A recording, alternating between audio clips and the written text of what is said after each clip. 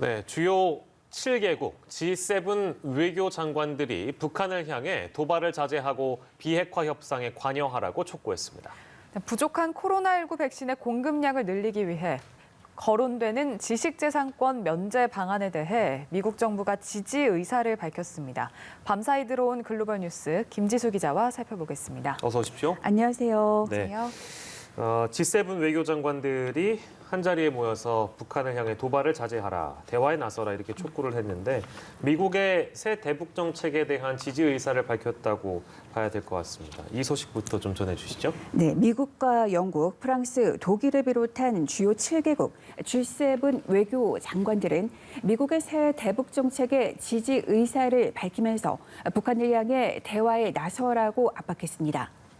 바이든 행정부는 지난달 30일 대북 정책 검토 완료를 선언하고 한반도의 완전한 비핵화를 목표로 실용적인 접근을 통한 외교적 해법을 모색한다는 내용의 새 대북 정책 검토 결과를 발표했습니다. G7 외교 장관들은 영국 런던에서 회의를 연 뒤 북한의 도발을 자제하고 비핵화 협상에 참여하라고 촉구하는 내용을 포함한 공동 성명을 발표했습니다.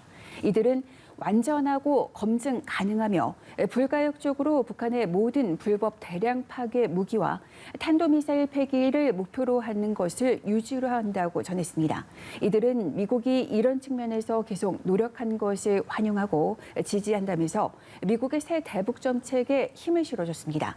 또 유엔 안전보장이사회 제재를 완전히 이행하도록 함께하겠다고도 강조했습니다. 이들은 한반도 긴장이 평화롭게 해결되는 걸 지지하고 북한의 남북 대화 재개를 촉구한다고 말했습니다. G7 외교 장관들은 북한을 향해 핵 확산 금지 조약과 국제 원자력 기구 IAEA 세이프가드에 복귀하고 화학무기 금지 협약에 가입하라고 요구했습니다. 이들은 또 북한의 불법 사이버 활동을 막기 위해 국제적인 조직을 확대해야 한다고 요구하기도 했습니다. 이들은 북한 내 인권 문제를 심각하게 우려한다며 북한을 향해 인권 관련 유엔 기구들과 협조할 것을 요구했습니다. 네, 이처럼 주요 국가들은 미국의 새 대북 정책에 대해서 지지 의사를 밝혔는데요. 그렇다면 북한은 현 상황을 어떻게 바라보고 있을까요? 네, 북한의 입장을 가늠해 볼 수 있는 그런 외신 보도가 나와서 좀 소개를 해드리겠습니다. 워싱턴 포스트는 바이든 행정부가 새 대북 정책 검토 결과를 전달하기 위해 북한과 추가 접촉을 시도했지만 반응이 없었다고 보도했습니다. 이 내용이 사실이라면 바이든 행정부는 대북 정책 검토 완료 시점을 전후로 북한에 추가로 접촉을 시도했지만 북한이 호응하지 않았다는 뜻이 됩니다. 북한은 미국의 적대 정책 철회와 강대강, 성대선 원칙을 내세우며 바이든 행정부가 먼저 행동에 나설 것을 요구하지만 미국은 대북 정책의 큰 방향 제시 외에 아직까지 구체적인 내용은 언급하지 않고 있습니다. 블링컨 국무장관은 지난 3일 새 대북 정책이 외교에 초점이 맞춰졌고 북한이 이 기회를 잡길 희망한다면서 북한의 말과 행동을 지켜보겠다고 언급하며 북한에 공을 넘겼습니다. 이번 보도 내용 중에 또 눈에 띄는 건 현재 공석인 미 국무부 대북특별대표를 당장 임명할 계획이 없다는 점입니다. 현재 언론은 백한이 북한 문제를 전담할 미 국무부의 대북특별대표를 결정하지 않았다면서 현재로선 이 역할을 충원할 계획이 없다는 고위 당국자의 발언을 전했습니다. 북한이 바이든 대통령의 대북 정책 기조에 불만을 표시하면서 추가 도발 가능성까지 열어둔 가운데 북미 대회 성사를 둘러싼 기싸움이 당분간 이어질 것으로 전망할 수 있겠습니다. 바이든 행정부로서는 대북 정책 검토가 끝나자마자 북한의 접촉 거부와 반발을 해소할 묘책을 찾아야 한다는 그런 숙제를 아는 셈이 됐습니다. 네, 이번에는 코로나19 소식 살펴보도록 하겠습니다. 전 세계적으로 백신은 부족한 상황인데 이 문제 해결하기 위해서 백신에 대한 지식재산권 면제 방안이 거론이 되어 왔습니다. 그런데 미국이 이를 지지한다. 이런 입장을 밝혔다고요. 네, 얼마 전까지만 해도 미국은 그 백신에 대한 지식 재산권 면제를 고려하고 있지만 결정된 건 없다는 그런 입장이었습니다. 그런데 미국 정부가 백신에 대한 지식 재산권 면제를 지지한다고 밝혔습니다. 지식 재산권이 면제되면 백신을 개발한 제약사는 특허권 행사를 포기하게 돼 다른 나라들은 백신을 제약 없이 대거 생산할 수 있게 됩니다. 미국은 제약사의 지식재산권을 한시적으로 면제해 저개발 국가와 코로나19가 심각한 국가를 대상으로 백신 생산을 확대해야 한다는 국제사회의 압박을 받아왔습니다. 바이든 대통령은 세계무역기구 WTO의 코로나19 백신 지식재산권 면제를 지지할 것인지에 대한 취재진 질문에 그렇다고 답했습니다. 또 젠사키 백악관 대변인도 바이든 대통령이 백신 지재권 면제를 지지하고 있다면서 다만 그 결정은 미국 무역대표부가 발표해야 한다고 언급했습니다.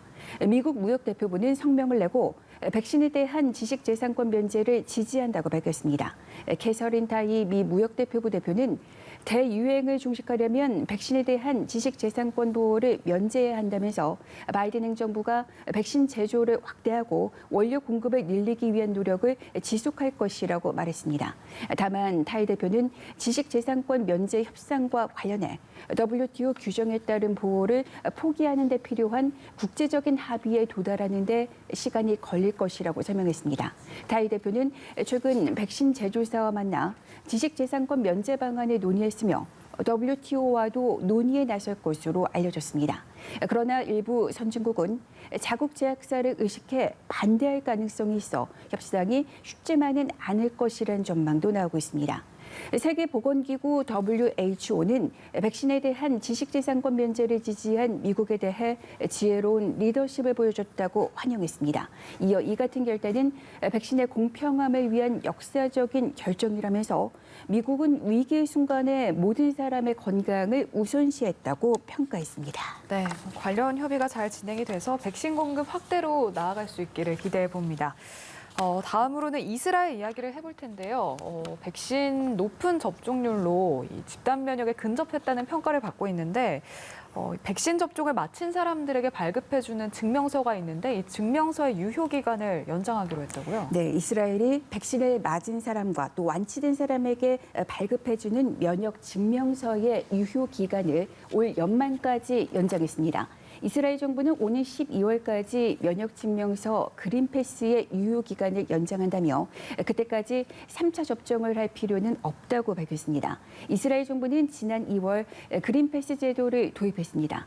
두 번째 접종 후 2주가 지난 사람들이 발급 대상이고 유효기간은 발급일로부터 6달로 설정했습니다.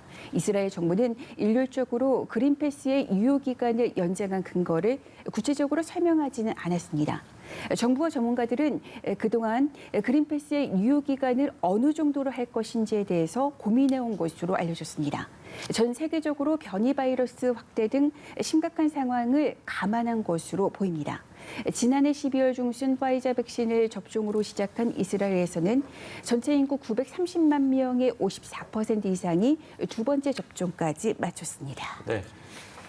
그리고 어린이와 청소년을 대상으로 한 코로나19 백신, 캐나다에서 사용 승인을 받았다고 합니다. 이거 세계 처음인 것 같은데요? 네, 캐나다가 화이자 백신의 사용 승인 대상을 12세에서 15세까지로 확대했습니다.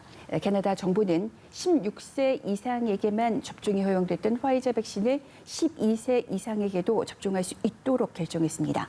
16세 미만에 대한 캐나다의 화이자 백신 접종 승인은 미국이나 유럽보다 빠른 결정입니다. 앞서 화이자는 미식품의약국 FDA와 유럽의약품청에 12세에서 15세를 대상으로 한 코로나19 백신 긴급 사용 승인을 신청했습니다. 미 FDA는 이르면 이번 주 후반에 화이자 백신을 12세에서 15세에게도 접종할 수 있도록 승인할 전망입니다. 화이자가 미국의 12세에서 15세 2천여 명을 대상으로 한 3차 임상시험 결과 예방 효과는 100%로 나타났습니다.